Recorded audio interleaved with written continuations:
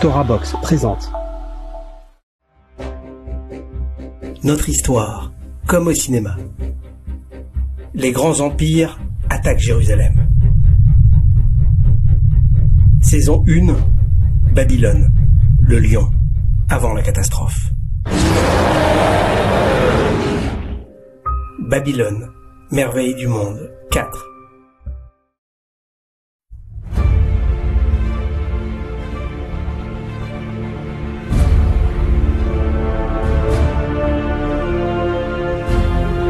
Poursuivons notre visite dans l'antre du lion. La force de Babylone résidait dans ses infrastructures militaires, mais aussi dans son organisation spirituelle. Cette civilisation était idolâtre, certes, mais fondée sur une observation minutieuse du monde et de la nature. D'abord, tous les barous qui entourent Nabuchodonosor sont experts en astronomie. Les tables écrites retrouvées indiquent que les devins arrivaient à prévoir des éclipses solaires. Plus fascinant encore, ces savants consignaient pendant 1 an tous les phénomènes observés dans la nature, comme de véritables big data d'aujourd'hui. Au moment du Nouvel An, ils prédisaient alors tout ce qui allait se passer l'année suivante. Analyser au maximum les mécanismes du passé pour prévoir l'avenir, en somme.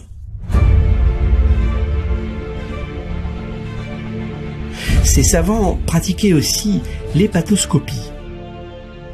C'est la divination en examinant le foie des animaux sacrifiés.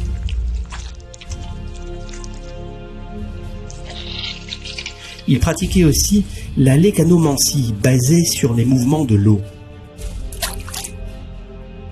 Plus précisément, le savant jetait un caillou dans un bassin. Il examinait alors sa trajectoire sous-marine, le son qu'il faisait au contact du fond, ainsi que les cercles concentriques dessinés sur l'eau. De toute cette lecture, le savant en déduisait une prédiction à un problème donné. Bao, votre majesté, faut-il attaquer Jérusalem? Il pratiquait également la libanomancie, technique de divination par l'encens. Il s'attardait alors sur les figures des volutes dessinées dans l'atmosphère. Les barous pouvaient y détecter des visages, des paysages ou même des lettres.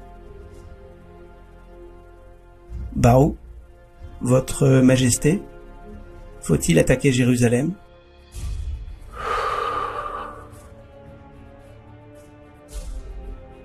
Les barous étaient aussi des médecins, capables de pratiquer des opérations chirurgicales extrêmement précises. Des écrits retrouvés mentionnent même des opérations du cerveau, avec des trous spécifiques à effectuer dans la boîte crânienne pour limiter au maximum les dégâts. Les médecins avaient aussi recours à toute une pharmacopée par les plantes. On sait de Nabuchodonosor qu'il était extrêmement préoccupé par sa santé. Il multiplia la création et la restauration de temples dédiés aux déesses guérisseuses. Le nombre de divinités à Babylone était considérable. On en compte à peu près 3000. En somme, il y avait presque une divinité par demande.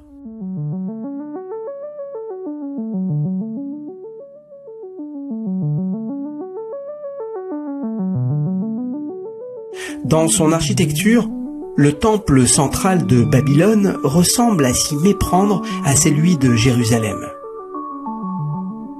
Il est entouré aussi de doubles murailles et il s'étendait à peu près sur 20 hectares. Les Babyloniens l'associent au centre cosmique du monde. C'est à se demander si les Babyloniens ne se seraient pas calqués dans la conception de leur temple et de leur service sacré sur l'observation de celui de Jérusalem.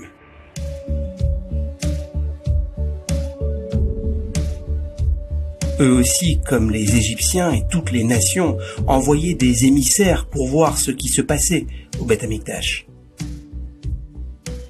du temps du roi Salomon, où la Kedusha du temple était bien plus forte et les miracles associés bien plus apparents que du temps de Nabuchodonosor, eh bien, beaucoup d'émissaires internationaux ne retournaient pas chez eux.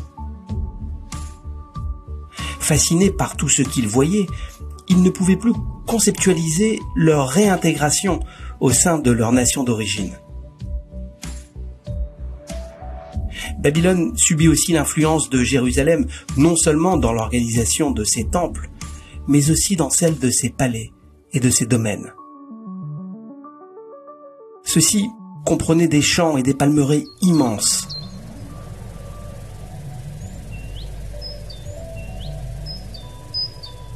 Ils sont gérés comme de véritables entreprises. Pour un palais de Nabuchodonosor, un texte babylonien fournit toute une nomenclature. Est mentionné l'intendant général, le chef cuisinier, le chef armurier, le chef des courriers, celui de la maison des dames du palais, celui aussi des chanteurs. On trouve aussi le montreur de singes, le chef des porte-poignards, puis les jardiniers, les puiseurs d'eau, les blanchisseurs, les responsables de parfums, les scribes évidemment qui lisaient et produisaient les documents administratifs.